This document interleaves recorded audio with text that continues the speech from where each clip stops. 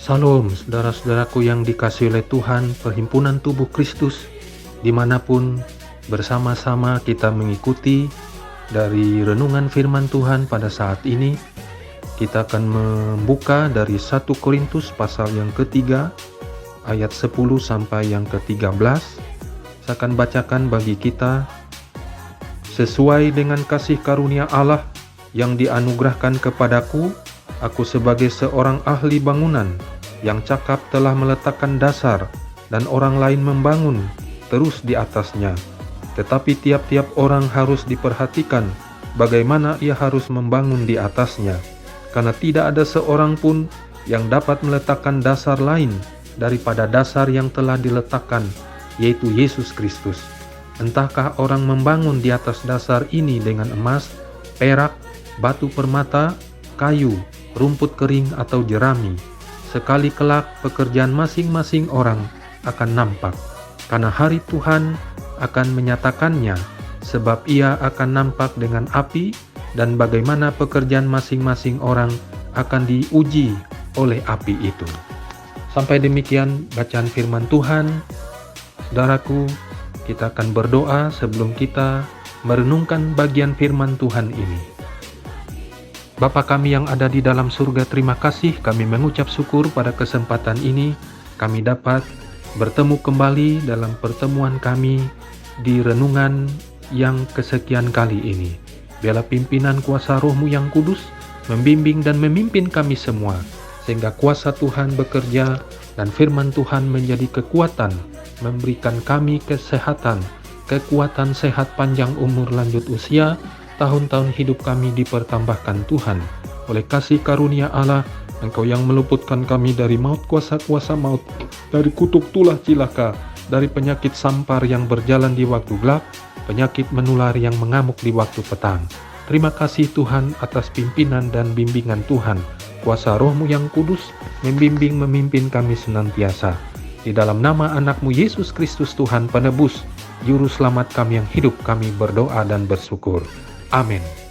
Saudara-saudaraku yang dikasihi oleh Tuhan, pada kesempatan ini kita bertemu kembali dalam renungan kita pada kesempatan ini. Biarlah renungan ini memberi kekuatan kepada kita untuk memberikan kebesaran hati dan kekuatan nutrisi rohani kita dalam pondasi firman Tuhan yang hidup. Pada saat bacaan kita tadi, kita memperhatikan bagaimana Tuhan Yesus telah menyelesaikan pondasi keselamatan kita untuk kita semuanya. Sejak kita diselamatkan, kita memiliki pondasi yang kuat. Kita harus terus membangun di atas pondasi tersebut. Apakah kita membangun lebih banyak atau lebih sedikit? Apakah kita membangun itu dengan emas, perak, batu mulia, rumput kayu, dan jerami? Itu semua tergantung pada upaya kita hari ini juga. Keselamatan sepenuhnya adalah anugerah Tuhan yang ajaib luar biasa. Efesus pasal yang kedua, ayat 8-10 saya akan bacakan. Sebab karena kasih karunia kamu diselamatkan oleh iman. Itu bukan hasil usahamu, tetapi pemberian Allah. Itu bukan hasil pekerjaanmu. Jangan ada orang yang memegahkan diri.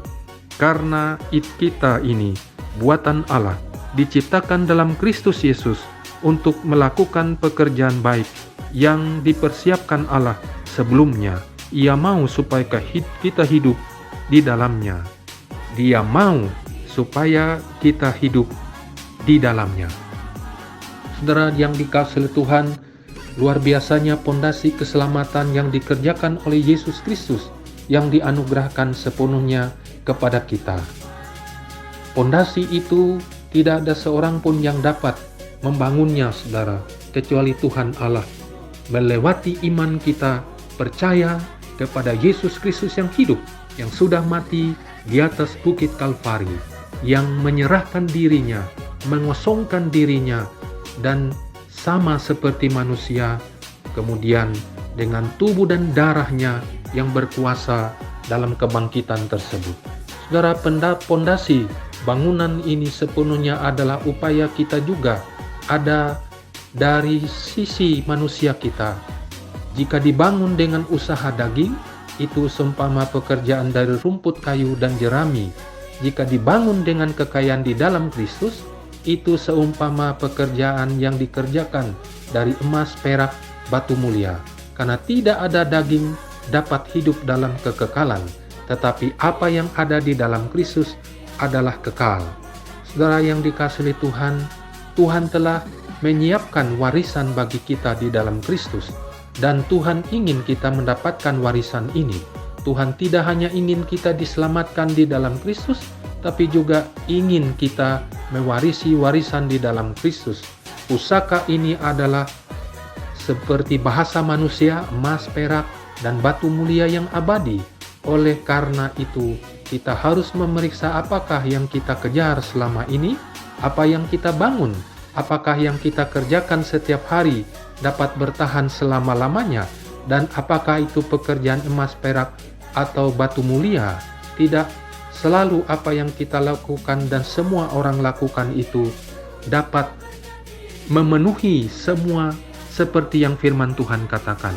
Saudaraku yang dikasihi Tuhan, apapun talenta kita saat ini, ketika kita melayani, ketika kita menyanyi, memuji Tuhan, menjadi song leader, menjadi worship leader, atau kita menerima tumpangan hamba-hamba Tuhan di rumah, atau kita melayani sebagai penatua, sidang jemaat dan diaken, atau kita melayani sebagai orang yang menerima tamu yang ada di muka gereja ketika kita beribadah, atau kita membersihkan gereja kita seperti koster, atau kita pergi bermisi pekabaran Injil di pedalaman, di gunung-gunung, dimanapun saudara, kita dapat melayani Tuhan.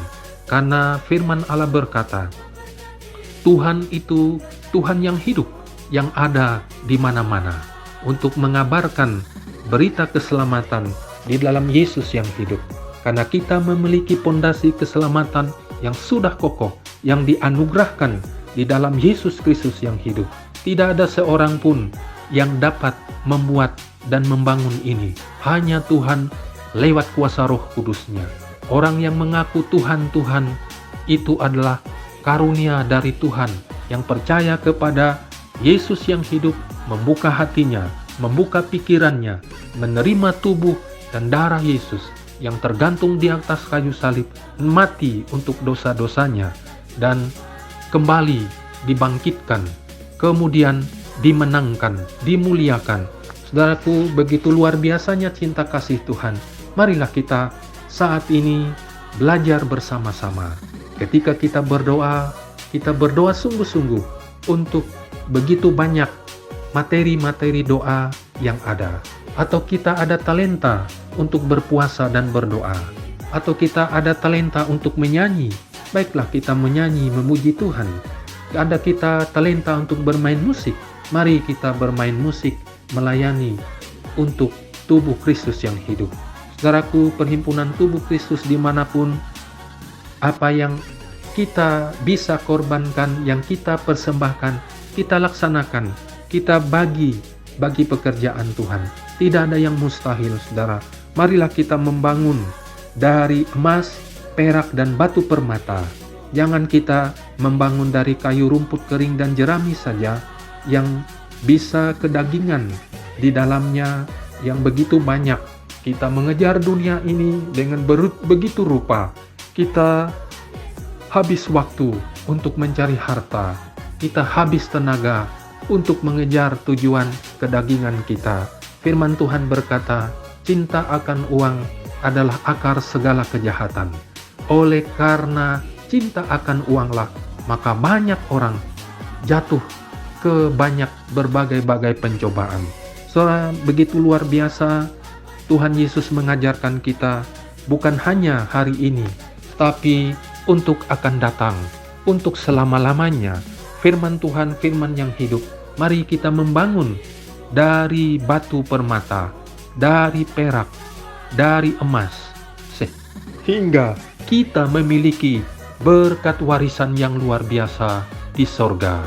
Kehidupan yang kita punya adalah anugerah Tuhan.